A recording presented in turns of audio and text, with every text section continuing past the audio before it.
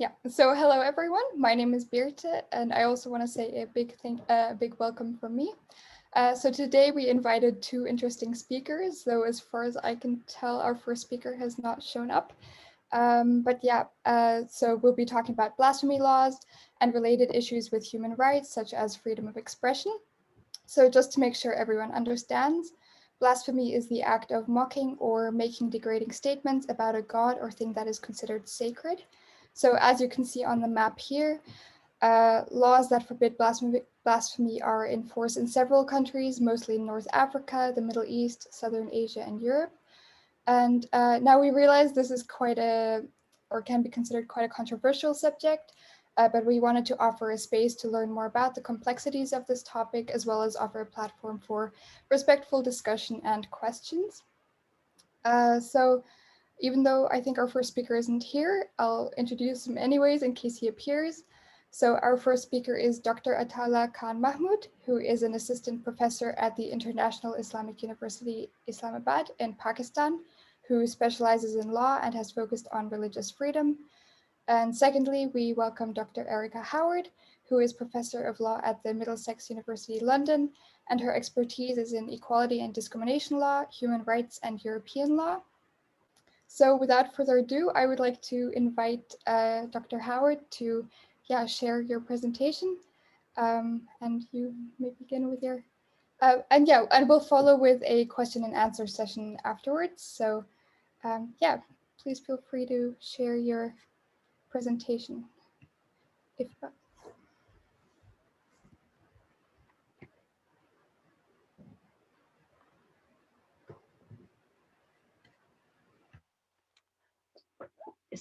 Can you see my presentation? Yes. Okay, so it's all up. Well, thank you very much for inviting me. I started off with I like some pictures because otherwise it's so much text on slides. So, of course, I'm pushing my own book. But no, I did a book on freedom of expression and religious hate speech, which does touch on blasphemy, but is looking more at laws inciting to hatred or hate speech laws. But the other book there is Blasphemy and Freedom of Expression, is a book that's edited by Jeroen Temperman and Andras Koltai, which has a lot of information on blasphemy laws around the world in a number of different places. So that's why I put those two on for people who want to read a little bit more about it. But I really want to sort of have a look at this subject from, well, probably a very Western point of view, but I'll come back to that later. I don't think you can say this is the inspiration behind my talk. This is the person that started me thinking about the issue.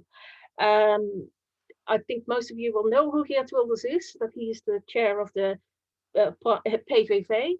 That he is very strongly against Islam and what he calls the Islamization of the Netherlands. He says Islam is a backward religion, extreme views that want to destroy Western civilization, that is violence, that want to subjugate everybody, that want to convert non-believers. And my interest in this comes partly because I'm Dutch, but partly also because the way he defends himself. As soon as he is challenged, he will say, I'm only using or exercising my right to freedom of speech. I'm only insulting Islam or talking about the dangers of Islam. I am not offending or trying to say anything against Muslims. I'm criticizing Islam, not Muslims. I am saying what a lot of people in Holland are thinking anyway, and I am contributing to the public debate in this area, the public debates about current issues in society. So all these things are very much the language of human rights. So as soon as he's criticized, as he's challenged, he will use the language of human rights. Now, of course, Geert Wilders is not the only politicians. There are quite a few of them around Europe in different countries who talk about anti-Muslim, anti-immigrants, etc. Marine Le Pen is another example. but I'm sure you can all think of other examples across Europe. But one of the things that then intrigued me was in how far does this right to freedom of expression go? Does it protect these sort of expressions? And if it does, what then about freedom of religion of Muslims? Who, in Europe, it's often Muslims, if you look at the religious people who are the target, although other religions, of course, are not free from being criticized. Muslims, religious people, might feel grossly offended by the expressions that are being used. But is there a right not to be offended in your religious feelings in human rights law? And should this sort of talk, this sort of expression be covered by blasphemy laws or laws against religious hatred? Now, I've already said I'm probably coming from a very Western and very European view in relation to this subject, because basically, for me, the question would be, should religious beliefs be protected from abuse, ridicule, vilification in a contemporary liberal state? And in most European states, there is more diversity in religious beliefs. There is also generally, in some states, more strictly than in others, but there is generally a division or a separation of church and state.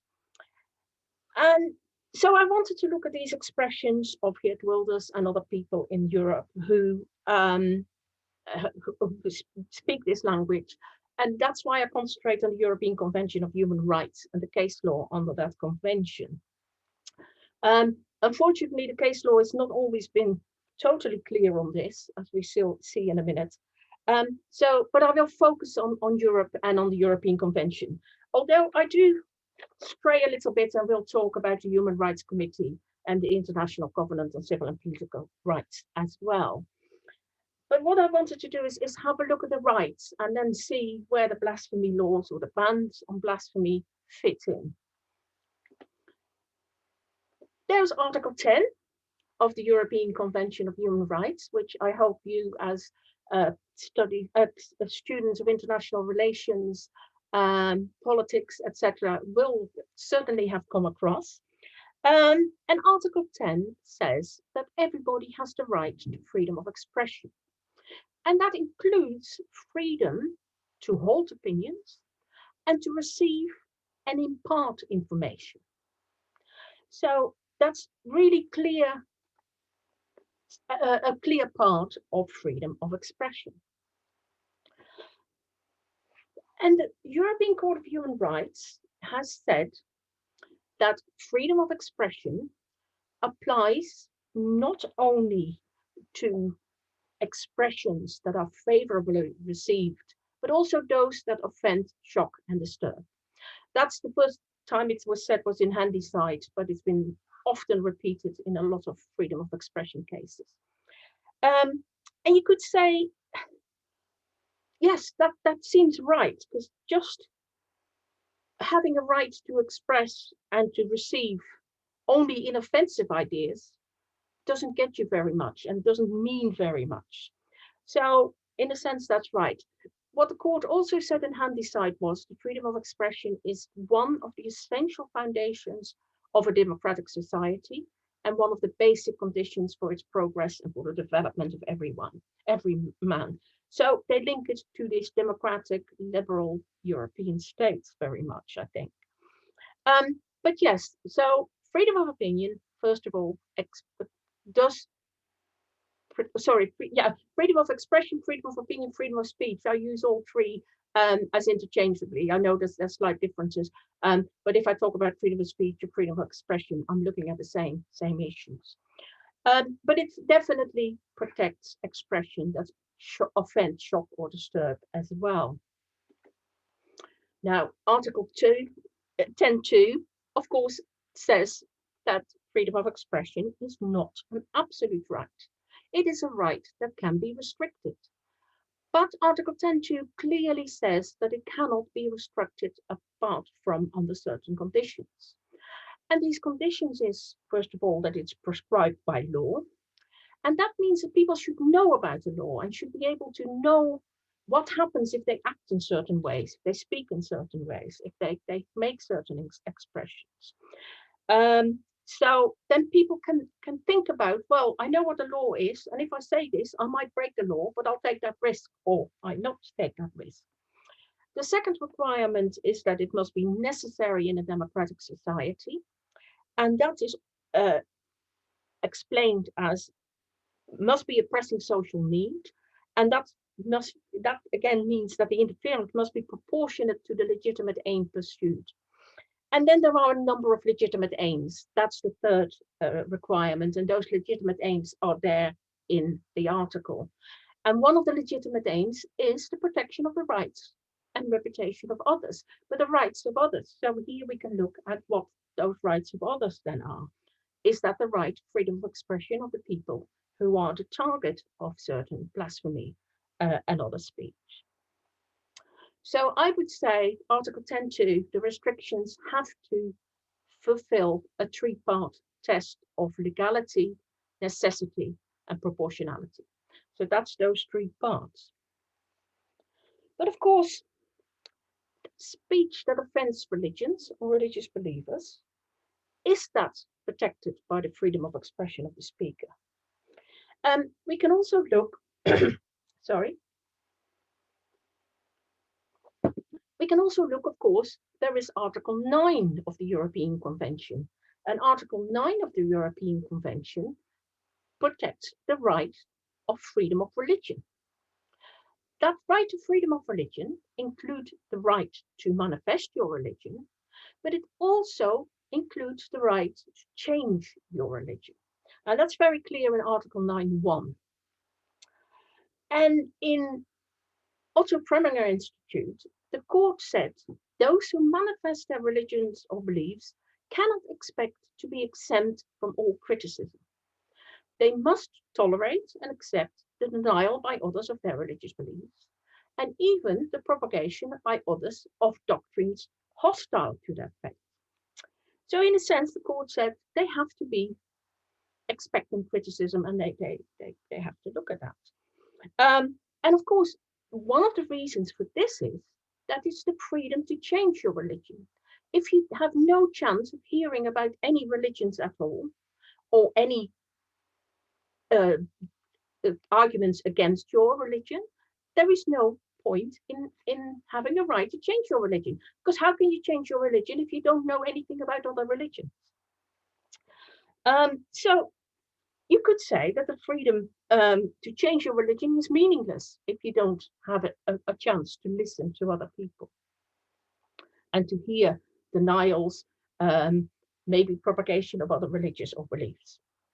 So in a sense, you could say that the court says there should be room in a democratic society to criticize and deny religious beliefs. But can you say, does Article 9 include a right not to be offended? I would say no.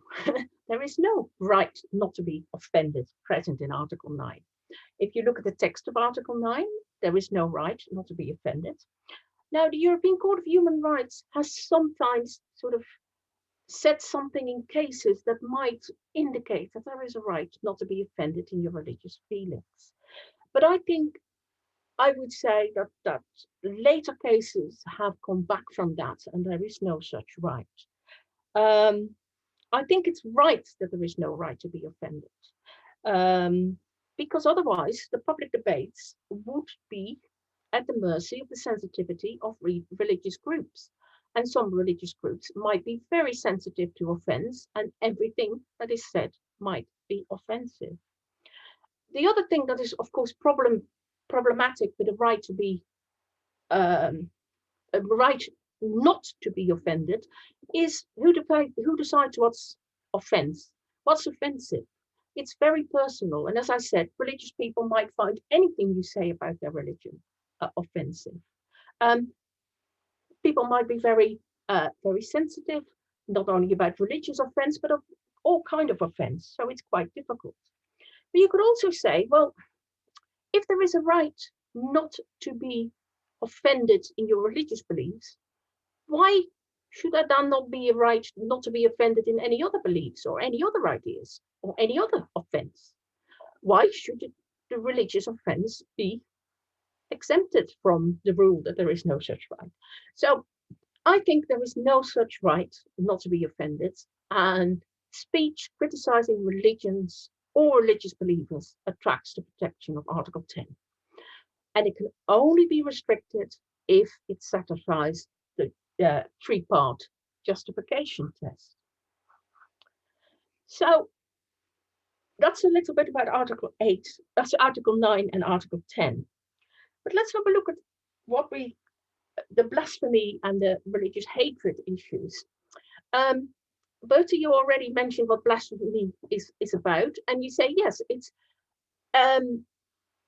showing contempt or insult to God or to anything sacred. So it's about religion. And then you can sort of say, well, what's religious insult?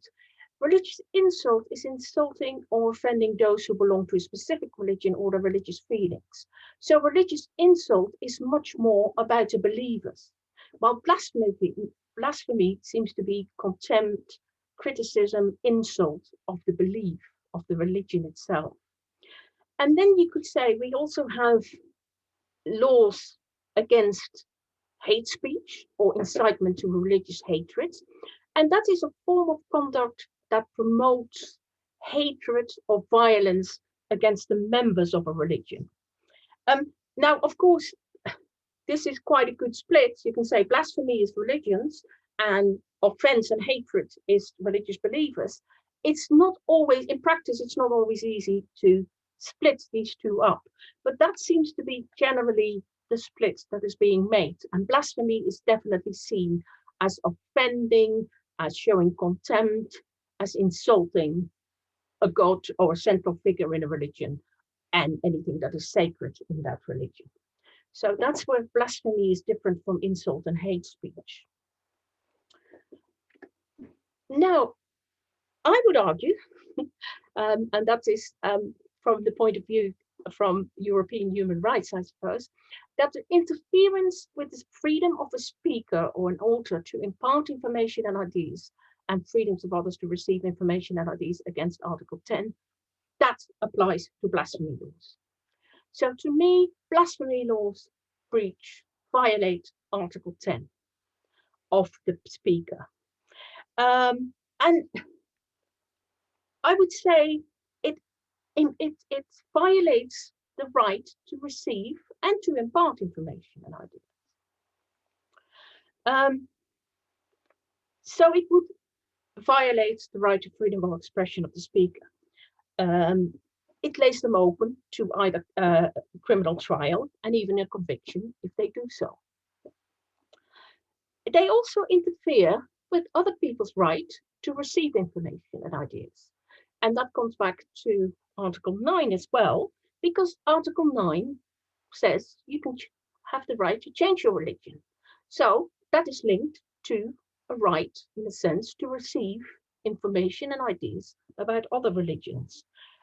So the right to change your religion would be non-existent without it. So I think blasphemy laws go against our violation of both Article 9 and Article 10 of the Convention. And in a sense, Article 9 is also violated because modern democratic states have to have open debates. That's always what the European Court of Human Rights has said. You have to have an open debate in society about all kinds of things, but including about religion and belief. And there is also a problem, another problem with blasphemy laws, and that is that most blasphemy laws protect the dominant religion of the state. For example, in the UK, the blasphemy law was abolished in 2008, but before that time, it was protecting the Church of England. It was protecting the state religion. And probably all of you are far too young to know, to have heard about this. But in 1989, there was a book called the Satanic Verses by Salman Rushdie, that led to an awful lot of protest around the world. Some Muslims tried to bring a private prosecution on the blasphemy laws.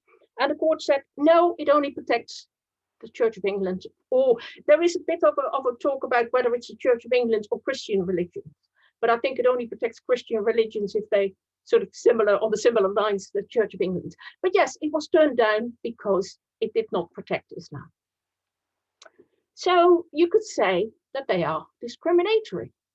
They discriminate between religions. And that was actually taken as a case to the European Court of Human Rights, and the two cases are there. And at that time, there was still a European Commission, and they said, no, this is inadmissible, we cannot let this go, because Article 9 does not say that you should be able to bring any specific kind of procedure against anybody. So that didn't get anywhere, but you could say that most blasphemy laws are discriminatory because they discriminate between different religions. And of course, the European Convention of Human Rights has an article against discrimination, Article 14. So, what about blasphemy laws and Article 10? In 1996, the European Court of Human Rights in Wingrove versus the United Kingdom said that blasphemy laws can be compatible with Article 10. But they said this is very much subject to the supervision of the court, which is all the more necessary given the breadth and open-endedness of the notion of blasphemy and the risks of arbitrary and excessive interferences with freedom of expression under the guise of action taken against allegedly blasphemous material. So they already said we have to be careful. Those laws can be quite wide, quite broad, quite open-ended. And I think that was one of the things that was brought forward against the law in England, the blasphemy laws here, that it was too broad. And of course, it's very difficult to define blasphemy in such a way that it's useful in criminal law. Because criminal law wants certainty. Criminal law wants clear definitions, and that's not always easy. I wonder if this decision would now be decided differently. Oh, by the way, the court also said in this case, those sort of cases, all those laws and infringement of those laws and claims of violations have to be looked at with the justification test, the three-part justification test of legality, necessity, and proportionality. But why do I think that it might be now decided differently? First of all, Wingrove was not a unanimous decision. There were two dissenting judges at that time who found that there was a violation. The other thing was that in Wingrove itself, the case had gone to the European Commission of Human Rights, and the Commission had decided with 14 votes against 2 that it was a violation. So there was already within the case, there were some people who had different ideas. The case was nearly 25 years ago. And at that time, they say, at the moment, there is not yet really a consensus among European states about blasphemy. Now, you could say maybe nowadays there is, because more and more countries in the since Wingrove really, have European Council of Europe countries have got rid of blasphemy laws, have abolished them. So maybe they will decide differently. But there are some other arguments as well, and there are some of them are here. In IA versus Turkey, there was very much a split. 4 judges said there was a violation, 3 judges said it was not. Those 3 judges that did not agree, 4 judges said there was no violation, and 3 judges said there was a violation. Those three dissenting judges, the judges that did not agree with the majority, said we should revisit that case law because it's old, because things have happened. So even there was a very clear split, 3-4 within the court. And then in Ginewski versus France, the conviction for defamation of the Christian religion, so you could say blasphemy, the conviction was held to violate Article 10, the right to freedom of expression. But also the Parliamentary Assembly of the Council of Europe has said that blasphemy as an insult to religion should not be deemed a criminal offence. And the European Commission for Democracy Through Law, which is also called the Venice Commission, has come to the conclusion as well that offence of blasphemy should be abolished, should not be reintroduced. And they basically said, well, in many European states in recent years, they have been abolished. And in those states where they exist, they're not really very rarely prosecuted. It was the same in the UK, or in Britain. The prosecutions were very few in the last probably 50 odd years. So all these different bodies. So the courts were, or the judges in the European Court of Human Rights were split, but also the Parliamentary Assembly, the European Commission for Democracy Through Law, which is also a Council of Europe body, they all said we have to get rid of them. We should not have blasphemy laws. So I think maybe, and hopefully, in my view, the court would now hold a conviction under a blasphemy law against Article 10. But even if they wouldn't do so, they still have to look into very closely whether such a conviction or such laws are justified by the three-part test. So we still have that justification issue. I said I would say a little bit about the Human Rights Committee. The Human Rights Committee oversees the International Covenant of Civil and Political Rights, which is a UN convention. And that covenant has a guarantee of freedom of expression, which is very close to what the European Convention on Human Rights says in Article 19. And the Human Rights Committee brought out a general recommendation, 34, on Article 19. And there they also said prohibitions of displays of lack of respect for religion or other belief system, including blasphemy laws, are incompatible with the covenant, except in the specific circumstances envisaged in Article 22. And Article 22 says that states have to prohibit by law any advocacy of national, racial, or religious hatred that constitute incitement to discrimination, hostility, and violence. So the committee said, blasphemy laws we should get rid of. We have to look at Article 22, which looks at religious hatred or hatred on a number of grounds.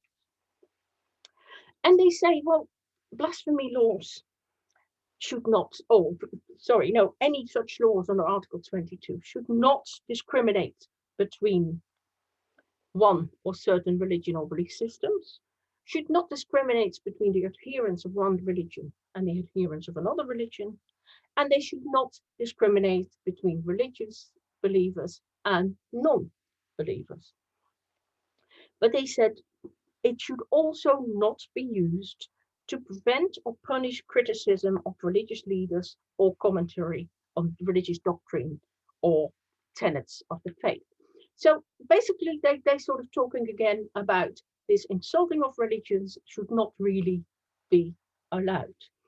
So in a sense, you could say the Human Rights Committee also says blasphemy laws are incompatible with the freedom of expression in Article 9. But laws against incitement of hatred, hate speech laws, are not incompatible. But even though they might not be incompatible, they still have to fulfill the justification test. And the justification test in Article 19 of the International Covenant on Civil and Political Rights is very similar to that in Article 10 and is a three-part justification test as well. So I think you could say that the same goes under the Human Rights Committee, under the International Covenant on Civil and Political Rights. And Article 19 does not, again, have a right or convey a right not to be offended. So I conclude, and as I said, that's a very, very personal and Western European view, but blasphemy laws, laws that prohibit or punish attacks on criticism of religion or beliefs should be considered to go against the freedom of expression, the right to freedom of expression, because they stop open discussions of religions and belief. Such law can be said to interfere with the proper functioning of a liberal democracy, where these things should be able to be discussed. So they are incompatible with the freedom of expression. I think they're also incompatible with the freedom of religion. But I think they are incompatible with the freedom of expression of the people who speak, because they must be able to speak to criticize religions without the risk of criminal sanctions. And of course, these laws always have criminal sanction. And even if you look at laws that incite hatred, which you could say that seem to be more often held to be compatible, or not always, but that can be compatible with the right to freedom of expression, I think they still have to be very carefully scrutinized on that three-part justification test. And those sort of laws could apply to what I said, the expressions of politicians against Islam, the Islamization, against the sort of negative effects of those people, of Muslims that come to countries and then want to overthrow or convert people, etc. So they might fall under religious hatred laws. I don't think they would fall under blasphemy laws. And even if you look at religious hatred laws, I think you have to be very careful, because you still have to look at that freedom of expression. You still have to apply that justification test, that three-part justification test. And of course, the justification, if I say something and the state puts me on trial, convicts me for blasphemy, and I take my case to Strasbourg, it's the state that has to show the justification. The state has the burden of proof. So the court should really look into that very closely. And just two more slides. Why do I think that? I think that blasphemy and religious hatred laws, and I think most of this applies to both,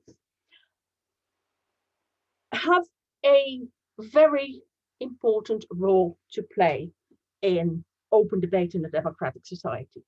An open debate about all kinds of things, including religious or beliefs.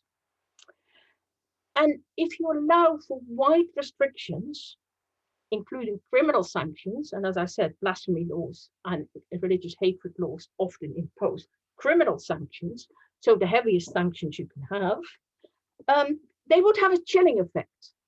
They would stop people from talking. They would lead to self-censorship. I better not say this because I might be prosecuted. So it would have a serious effect on the public debate. And of course, the public debate should be about issues that people see as a problem in society. That could be a problem with religion or beliefs. And I think the chilling effect and the self-censorship is even more, or could be even more of a problem when you talk about politicians and opposition politicians. Because in a sense, they are the ones that should point out what's wrong with society. You might not agree with them, but it's their duty, in a sense, their job to point out what's going wrong and what maybe they will do to put it right.